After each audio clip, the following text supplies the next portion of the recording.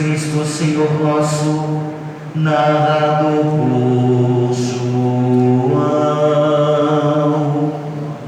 Glória a vós, Senhor. Ao anoitecer daquele dia, o primeiro da semana, estando fechadas por medo dos judeus as portas do lugar onde os discípulos se encontravam, Jesus entrou e, pondo-se no meio deles, disse: a paz esteja convosco. Depois destas palavras, mostrou-lhes as mãos e o lado. Então os discípulos se alegraram por ver o Senhor. Novamente disse ele: a paz esteja convosco. Como o Pai me enviou, também eu vos envio. E depois de ter dito isto, soprou sobre eles e disse: recebei o Espírito Santo. A quem perdoardes os pecados, eles lhes serão perdoados. A quem os não perdoardes, eles lhes serão retidos. Tomé, chamado Dídimo, que era um dos 12, não estava ali com eles quando Jesus veio. Os discípulos contaram-lhe depois: vimos o Senhor. Tomé, todavia, disse-lhes: se eu não vir a marca dos pregos em suas mãos, se eu não puser lá o dedo nas marcas dos pregos, e não puser a mão no seu lado, não acreditarei. 8 dias depois, encontravam-se os discípulos novamente reunidos em casa, e Tomé, desta vez, estava com eles. Estando fechadas as portas, Jesus entrou, pôs-se no meio deles e disse: a paz esteja convosco. Depois, voltando-se para Tomé, disse-lhe: põe o teu dedo aqui e olha as minhas mãos. Estende a tua mão e coloca-a no meu lado, e não sejas incrédulo, mas fiel. Tomé respondeu: meu Senhor e meu Deus. Jesus lhe disse: acreditaste porque me viste? Bem-aventurados os que creram sem ter visto. Jesus realizou muitos outros sinais diante dos discípulos que não estão escritos aqui neste livro, mas estes foram escritos para que acrediteis que Jesus é o Cristo, o Filho de Deus, e para que, crendo, tenhais a vida em seu nome. Palavra da salvação. Glória a vós, Senhor.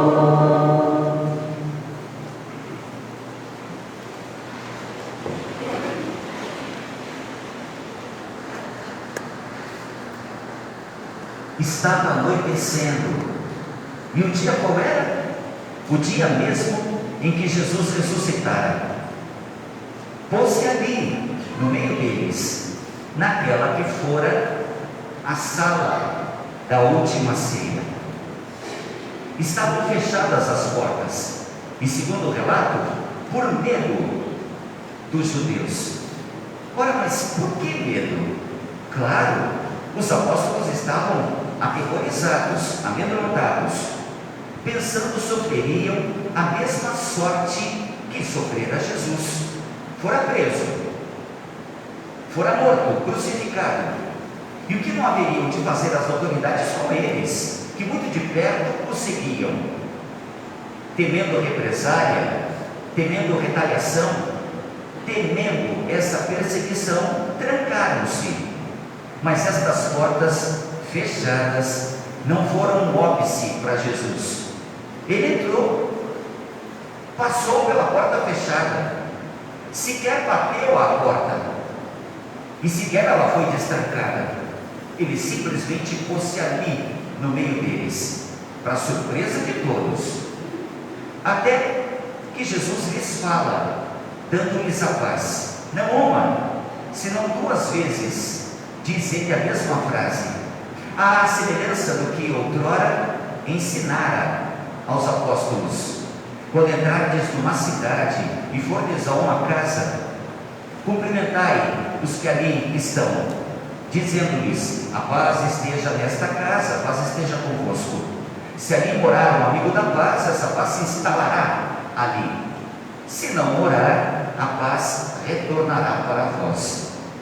Jesus conhece os apóstolos, são seus escolhidos, sabe são homens de paz, são amigos da paz, e por isso dá-lhes a paz, não qualquer paz, a sua paz, que se instala e permanece desde que abertos os corações para recebê-la, acolhê-la. Mas Tomé não estava ali com eles. Por que será? Será que, como nós, atrasou-se Tomé para aquele compromisso? Compromisso não com o Senhor, compromisso com os irmãos, com os demais, com os colegas.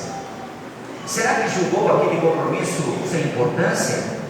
Será que ciumento era tanto que não correu para lá com antecedência, mas agora chega esquivando-se dos olhares pelas ruas e vielas?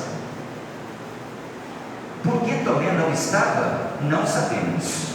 Chegara atrasado. E quem chega atrasado perde algo muito importante. A semelhança do que acontece com quem se atrasa para a missa, por exemplo, ou para quem dela não participa. Por que digo isso?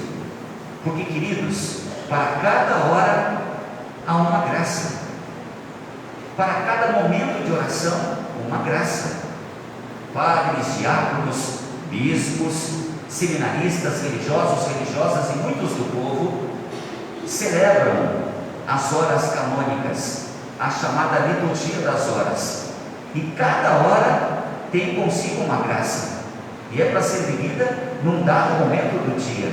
Dizer assim: não vou rezar, deixe passar, amanhã eu rezo, amanhã teremos um horário semelhante a este de hoje, que será a minha oração. Ora, como disse, para cada hora uma graça, e se aquela hora passa, e essa hora não rezamos, a graça passa consigo e nós não a temos. Tomé perdera a oportunidade de ver o ressuscitado, assim como muitos perdem a oportunidade de saborear esta presença do Senhor na comunidade, na palavra. Perdem muitos a oportunidade de saborear esta presença curativa de Deus no nosso meio. De quantos males somos curados, de quantas enfermidades somos libertos, desde que diante do Senhor nos ponhamos e dele recebamos a paz que é própria sua. Bem, mas também não estava. Jesus, naquela hora, ao entardecer, quase anoitecendo, sopra-lhes o Espírito Santo, e diz ele: assim como o Pai me enviou, eu vos envio. A quem perdoardes os pecados, serão eles perdoados, e se retiverdes algum pecado, pois bem, não serão perdoados. O que acontece aqui é de singular importância notar o que se dá nessa ocasião.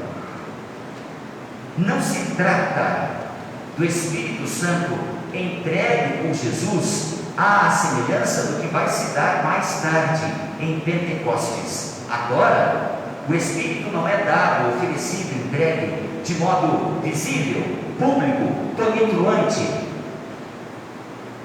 mas nem por isso deixa de ser singular e significativa essa entrega. Por quê?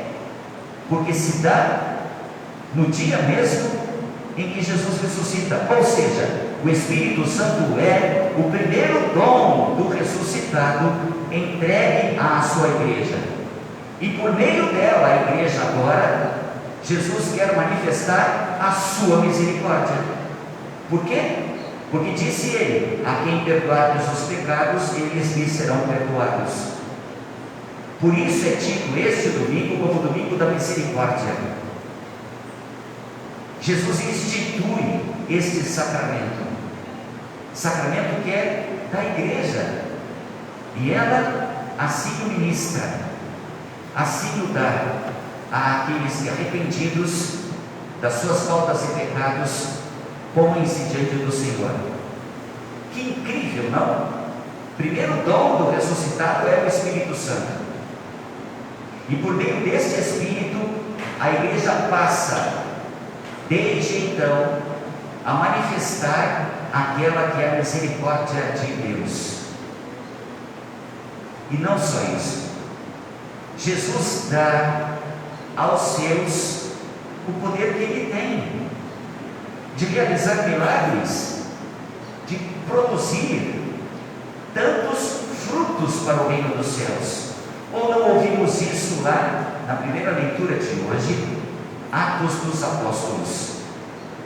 O nome já diz, são os atos dos apóstolos, são o comportamento, as atitudes dos apóstolos diante da comunidade cristã, diante dos todos que querem se tornar cristãos e que são batizados.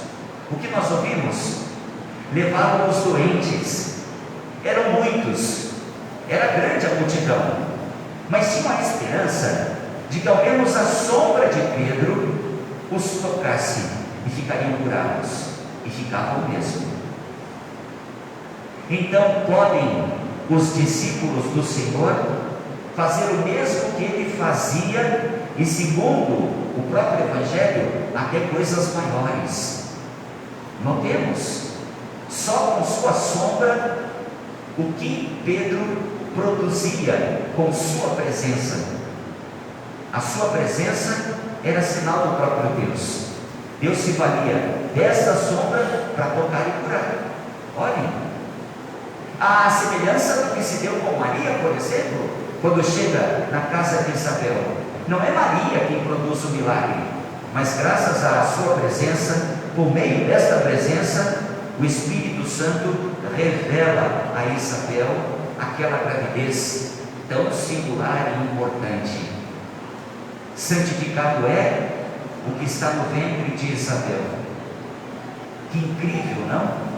Como diz o padre Kentenich, o Espírito Santo, ao encontrar um coração onde já habita Maria, ele ali de novo a desposa para gerar o Cristo. Que coisa! Então, caso acolhamos esta mãe do céu e a tenhamos por mãe e habite ela no coração nosso, temos a oportunidade de ver gerado o Cristo em nós por este esposo, o Espírito, que de novo a toma e gera esse Cristo. Mas vamos lá, a força desse Espírito, que é entregue por Jesus à igreja nascente, a igreja ainda incipiente, ainda pequena em número, mas tamanha a sua importância e o grau da sua influência para a mudança de comportamento. Por que eu falo mudança de comportamento? Porque a fé dos apóstolos não é uma fé teórica, ideológica, é uma fé concreta, real. Essa fé dos apóstolos, quando transmitida aos fiéis cristãos, é capaz de modificar-lhes o relacionamento que tem com Deus pela oração, mas não só a relação que tem com os demais homens, com as demais pessoas. Então vejam o engano que muitas vezes aqui no nosso tempo cometemos, de pensar que a fé é só para ser vivida no âmbito eclesial ou dentro de um templo. Então somos católicos, fiéis a Deus e rezamos, mas fora da igreja e longe dos nossos pais, o nosso comportamento é outro.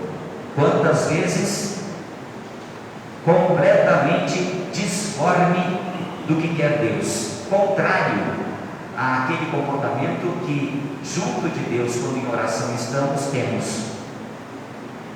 O que eu quero dizer é, a nossa fé transforma-nos, não apenas internamente, nesse relacionamento que com Deus temos pela oração, mas também na relação interpessoal.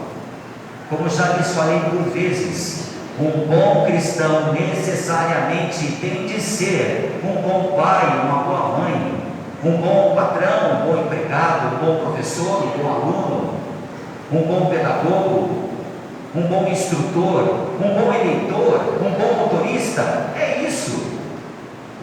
Essa nossa fé tem de modificar a nossa vida, porque não é uma fé que modifica a Deus. Nós não temos fé para forçá-lo a algo, nós temos fé para nos forçar a viver a sua vontade, a vontade de Deus, e nela encontramos a paz, a felicidade completa, ou seja, a santidade. Notemos que diante ali de Tomé, Jesus compadece-se, tem compaixão da obstinada incredulidade de Tomé. Dá-lhe então, por misericórdia e bondade, as provas que ele, Tomé, tão ousadamente pede. Tomé é vencido e a sua incredulidade dá lugar a um ato de fé. Meu Senhor e meu Deus. Mas foi preciso ver. Foi preciso ver.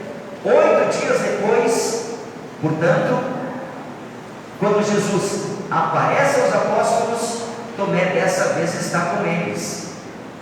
Mas já lhe tinham dito os amigos, os apóstolos: Tomé, nós vimos o Senhor. O que? Estais me dizendo que vistes o Senhor? Eu não acredito. Estais loucos, alucinados, como as mulheres que lá no túmulo estiveram e disseram que vazio e que ele ressuscitara. Estais como essas mulheres. Parai com isso. Eu só vou acreditar se eu vir as marcas dos pregos nele, e se eu puder tocar lá estas mesmas marcas. Do contrário, jamais acreditarei. E os apóstolos ficam indignados com Tomé. Agora, muito me impressiona essa indignação, porque os apóstolos que ficam indignados com Tomé porque ele não crê, ou porque ele não creu, são os mesmos que também não acreditaram no relato das mulheres naquela mesma madrugada. Assim como para eles foi necessário ver, para Tomé igualmente. Mas isso é fé? Se for preciso enxergar claramente uma realidade, para que então nossa adesão a Deus demonstremos, não será necessária fé, será? A fé é para dias tempestuosos, escuros, tenebrosos, sem que visão alguma tenhamos no horizonte, porque para dias claros, luzidios, o sol nos é suficiente para que caminhemos com desenvoltura e sem nos ferir. Fé, portanto, é isso, é crer quando nada se vê, quando nada se consegue delinear em meio àquela visão turva. Guiamos-nos pela voz de Deus. Ele chama e vamos, ainda que não saibamos o caminho e não tenhamos onde pisar. É Ele quem chama, sigamos.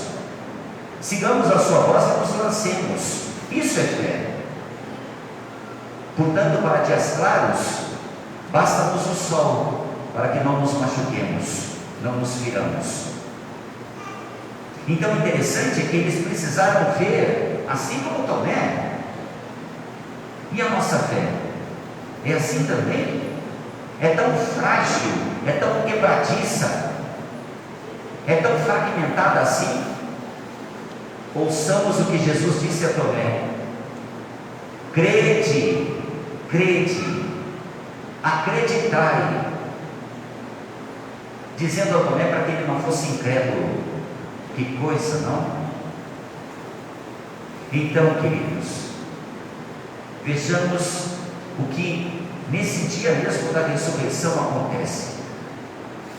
O Espírito Santo ia ser dado aos apóstolos, à igreja, portanto, manifesta-se assim, doravante, por meio dessa igreja, a misericórdia de Deus.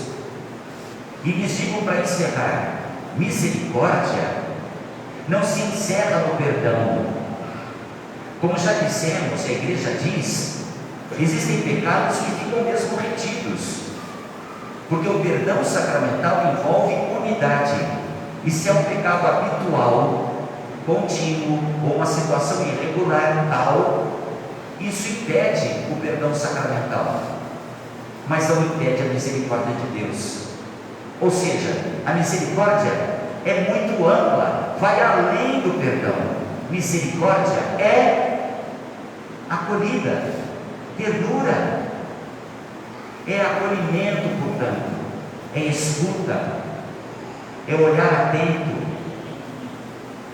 Então pode a igreja, posso eu, porque a igreja assim diz, não perdoar aquele pecado, não dar o perdão sacramental àquele homem ou àquela mulher, mas nada impede, seja ele aconselhado por mim, amado por mim, assim como é por Deus.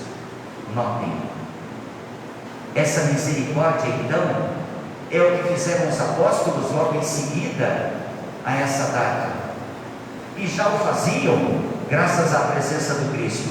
O que senão? Acolher, ajudar, ouvir. Isso se manifesta em todo o nosso ser, no rosto, no semblante, no toque, na voz, no olhar. Essa ternura que permeia os nossos gestos, os nossos atos, o nosso comportamento. Então não seja ninguém desprezado, afrontado, aniquilado, expurgado, senão acolhido, amado, compreendido, escutado. Nisso manifestaremos essa força que nos é distintiva no mundo. Quando da celebração do batismo, nós sempre dizemos, a igreja diz, que o nosso sinal é a cruz. Ok, mas lá fora, quantos são os que a têm? Quer no peito, quer desenhada na roupa, quer com pingente na orelha.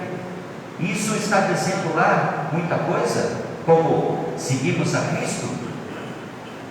O distintivo do cristão lá fora e em todos os ambientes é o amor, é isso.